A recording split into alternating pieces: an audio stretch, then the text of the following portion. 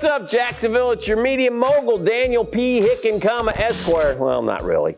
Ready to give you this week's rundown of all things Jacksonville sports. Let's start with the Jacksonville Jaguars, and let's be optimistic today for a minute. Let's be optimistic about the coach, Doug Peterson, right? All the lists are coming out. It's summertime, best coaches, best quarterbacks, best defensive line, best secondary, best running back, best receivers. We don't show up on many of them in the top. But one area we do show up is Doug Peterson. Doug Peterson, I've seen the Jags coach ranked as high as 11th, which probably should be a little bit higher, but that's okay. That's okay, because Doug Peterson has something that a lot of guys in front of him don't have.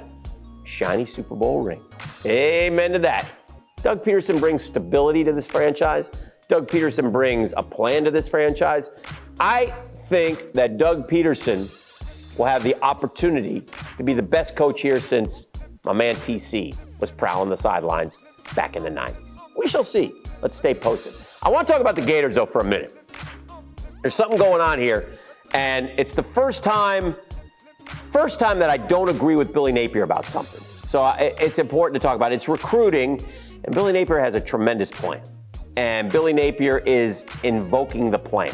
And he has hired the right people to help him achieve greatness for the University of Florida football team. But this is the NIL age. And I think that Billy Napier has to compete for a handful of the 5 to 10 players who are the 5 stars that he wants on his program. And when I say compete, I mean pony up.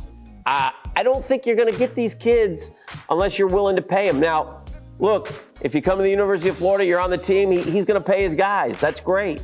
However it works, that's great. Now, I say all this, by the way, I don't want you saying, oh, Dan, that's a violation. Dan, there's a loop. Look, it is what it is. The Wild Wild West is underway, guys, and kids are getting paid. So if Florida wants a guy, and you got to pay him or you're not going to get him.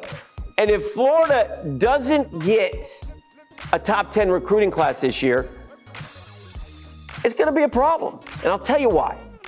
Because if we're honest with ourselves, and I'm the king, by the way, of Gator fans in terms of this point I'm going to make.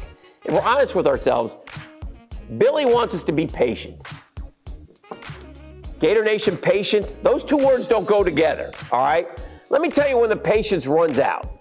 Patience runs out on that early Saturday night in September when Florida loses to Utah, which they very well might do. It's like a pick'em game, right? Utah's loaded.